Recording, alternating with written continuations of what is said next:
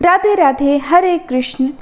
भादो महीने के शुक्ल पक्ष में आने वाली एकादशी परिवर्तनी एकादशी कहलाती है, जिसे जल झूलनी ग्यारस, डोल ग्यारस और पद्मा एकादशी भी कहते हैं। वहीं इसके बाद अगली एकादशी आश्विन महीने के कृष्ण पक्ष की एकादशी होगी, जो कि इंदिरा एकादशी है और पितृपक्ष में पड़ने वाली एकमात्र एकादशी है। इस बार भादो महीने के शुक्ल पक्ष की एकादशी तिथि 2 दिन है, क्योंकि अगले दिन महाद्वादशी है, जिस दिन वामन द्वादशी मनाई जाती है। इस दिन भी भक्त उपवास रखते हैं।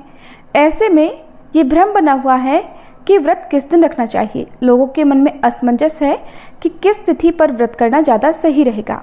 तो चलिए आपको बताते हैं इस बार आपको किस दिन व्रत रखना है और व्रत का पारण किस दिन करना है।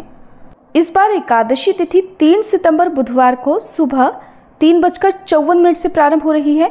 इससे पहले तक दशमी तिथि रहेगी और 4 सितंबर गुरुवार को सुबह 4:21 पर यानी ब्रह्म मुहूर्त में एकादशी तिथि समाप्त हो रही है। ऐसे में इस बार एकादशी का व्रत 3 सितंबर बुधवार को भी रहेगा और 4 सितंबर गुरुवार को भी, क्योंकि परिवर्तनी एकादशी के दिन भगवान विष्णु के वामन अवतार की पूजा की जाती है और द्वादशी को वामन द्वादशी मनाई जाती है। ऐसे में 4 सितंबर को महाद्वादशी यानी वामन द्वादशी भी है और जब भी ऐसा संयोग पड़ता है तो सभी वैष्णवजन दूजी एकादशी का ही उपवास रखना शुभ समझते हैं।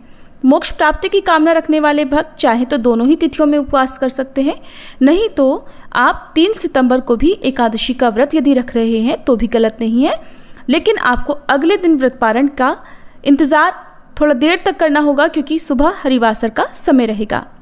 द्वादशी तिथि 4 सितंबर गुरुवार को सुबह 4:22 से शुरू हो रही है, जो कि 5 सितंबर शुक्रवार को सुबह 4:08 पर समाप्त होगी।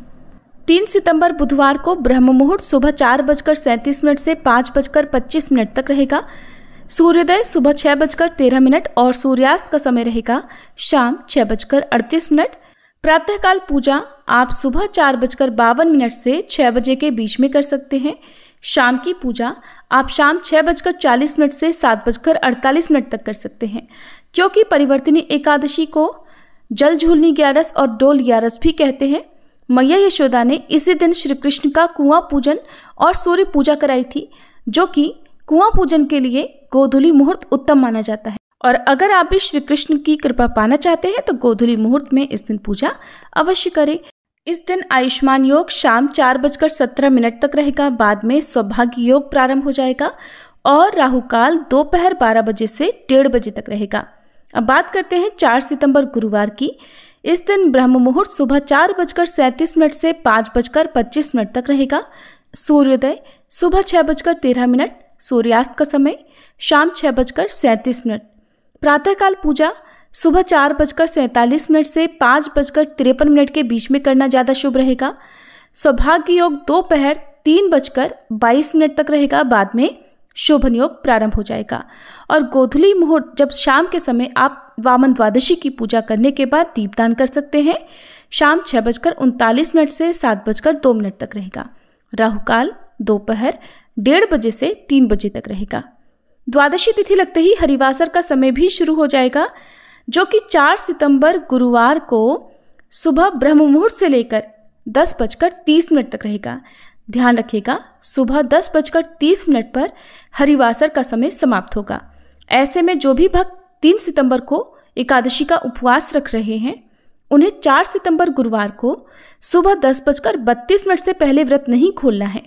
10:32 से 10:50 के बीच में आप व्रत खोल सकते हैं।